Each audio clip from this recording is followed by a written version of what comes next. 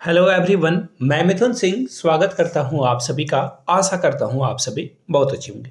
झारखंड के वासियों के लिए बहुत बड़ी खबर है। ऐसा मैं इसलिए कह रहा हूं कि झारखंड में रेंजर्स की भर्ती आने वाली है और रेंजर्स को क्या काम करना होता है, कितने पद जो है आपको यहाँ पे देखने को मिलेगा, सैलरी कितनी मिलेगी, ईच एंड एवरीथिंग आपको क्रिस्टल क्लियर इस वीडियो में बताया जाएगा। आगे बढ़ें उससे पहले आप लोगों को मैं बता दूं, अगर आपको प्रीवियस ईयर क्वेश्चन पेपर चाहिए झारखंड के जितने भी एग्जाम हुए हैं उसके कॉमन पेपर के, देखिए रेंजर्स की भी बहाली होगी तो उसमें जो है इसके सब्जेक्ट स्पेसिफिक क्वेश्चंस पूछा जाएगा, that is very true.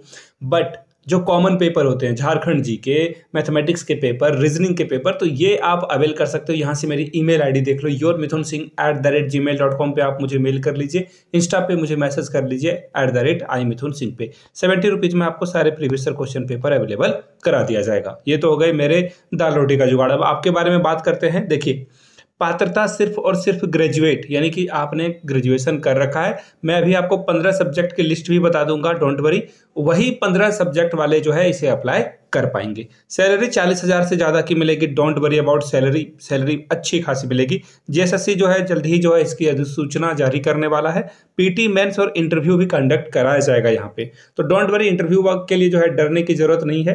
Questions पूछे जाएंगे और उम्मीद करते हैं कि यहाँ पे जो है धांधली वगैरह ना हो, जैसे झारखंड में हमेशा से धांधली होता हुआ आया है। अब देखिए कौन कौन इसमें शामिल हो सकता है, मैं सबसे पहले वो आपके साथ जो है साझा कर देता हूँ। सबसे पहले देखो, जिसने एग्रीकल्चर से डिग्री ली है, सबसे पहला सब्जेक्ट है एग्रीकल्चर का, तो एग्रीकल्चर वाले इसे अप्लाई कर सकते हैं। दूसरी बात है, एग्रीकल्चर टेक्नोलॉजी से जिन्होंने जो है ग्रेजुएशन करा वो भी अप्लाई कर सकते हैं। एग्रीकल्चर टेक्नोलॉजी से सब्जेक्ट आप देखते जाना, आपका भी सब्जेक्ट इसमें आएगा। हिंदी से बता दूं तो पहला कृषि, दूसरा है कृषि टेक्नोलॉजी को क्या बोलेंगे, अभियांत्रिकी, यस। उसके बाद तीसरे नंबर पे कौन है, पशुपालन यानी कि एनिमल हस्बेंड्री से जिन्होंने करा है वो भी अप्लाई कर सकते हैं। वनस्पति विज्ञान से अप्लाई कर सकते हैं वो आप। रसायन यानी कि केमिस्ट्री पढ़ने वाले भी यहाँ पे अप्लाई कर सकते हैं। केमिस्ट्री के बाद आता है सिविल इंजीनियरिंग जिन लोगों ने कर रखा है, मैकेनिकल इंजीनियरिंग जिन लोगों ने कर रखा है, केमिकल इंजीनियरिंग जिन लोगों ने कर रखा है वो भी आप यहाँ पे अप्लाई कर सकते हैं। इसके अलावा जियोलॉजी जिन लोगों ने करके रखा, जियोलॉजी नहीं जियोलॉजी, वो भी अप्लाई कर सकते हैं। मैथमेटिक्स वाले स्टूडेंट भी यहाँ पे अप्लाई कर सकते हैं। सब्जेक्ट में बता रहा हूँ वो आप देखते जाना, मैथमेटिक्स भी है, इसके अलावा फिजिक्स भी है, इसके अलावा स्टैटिक्स वाले भी अप्लाई कर सकते हैं, बायो वाले भी अप्लाई कर सकते हैं, ईबीएस जिन लोगों ने पढ़ रखा है पर्यावरण वो भी अप्लाई कर सकते हैं। ये मैंने आपको सब्जेक्ट बता दिया है। इसके अलावा जो आपका सामान्य ज्ञान है, हिंदी है, अंग्रेजी विषय का एग्जाम लिया जाएगा। याद रखिएगा, आपका जो सब्जेक्ट है उससे तो क्वेश्चन पूछे ही जाएंगे। इसके अलावा जो है ये जीके, हिंदी और इंग्लिश के सब्जेक्ट से जो है क्वेश्चन पूछा जाएगा। झारखंड में टोटल 383 जो है रेंजर्स की जरूरत होती है। अब बोलोगे ये रेंजर्स वाले समझा दो, रेंजर्स नहीं समझ में आ रहा है, ठीक है, रेंजर्स समझा देते हैं। ये रेंजर्स का काम क्या है, वैसे आपने फोटो यहाँ से देख रखी होगी, थोड़ी बहुत तो नॉलेज आपको यहाँ से मिल ही गई होगी। खैर नहीं मिलेगी तो अभी मैं आपके साथ जो है साझा कर देता हूँ नॉलेज। सबसे पहले ये वीडियो मैं आप लोगों के लिए देवघर से बना रहा हूँ, बाबा धाम देवघर, आप जानते ही हो। अब आप नीचे कमेंट करके बताइए कि ये वीडियो आप कहाँ से देख रहे हो और जो सब्जेक्ट्स मैंने आपको बताई आपका सब्जेक्ट क्या है, तो आप ब्रैकेट में अपना सब्जेक्ट भी लिख दोगे। जैसे सपोज कर लो किसी का हिंदी है तो ऑब्वियस सी बात है हिंदी तो यहाँ शामिल है नहीं, आप लिख देना आपका जो सब्जेक्ट है। ये सिर्फ मैंने एग्जाम्पल के लिए आपको बताया है। आगे देख लेते हैं। सबसे पहले देख लो, रेंजर्स को बोलते हैं वन क्षेत्र। आप जो है पहले हिंदी में समझ लो, वन क्षेत्र। देखो अब बहुत अंग्रेजी बोलते थे ना, समझ में नहीं आ रहा है, अब देखो हिंदी से समझ में आएगा। वन क्षेत्र पदाधिकारी यानी कि सीधी सीधी बात है, जंगल की अधिकारियों की भर्ती यहाँ पे होगी। क्लियर हो गई बातें।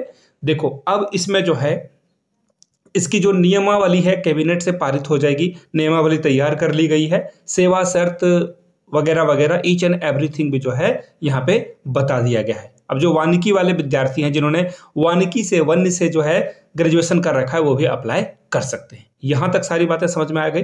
9300 रुपये से आपका जो सैलरी स्टार्ट होगा, 9300 से 34,800 रुपये तक जाएगा। और इसमें कुछ और भी जो HARA बहुत सारे जो है इसमें TADA वगैरह आपको बढ़कर बहुत सारे पैसे मिलने की संभावना है। सबसे पहले जब तक नोटिफिकेशन नहीं आता तब तक कुछ कहा जाना बेवकूफ़ी ही है। बट मैं आपको कुछ और चीज़ें दिखा देता हूँ। यहाँ से देखो, रेंजर्स बहाली नियुक्ति नियमावली जो है तैयार हो चुका है।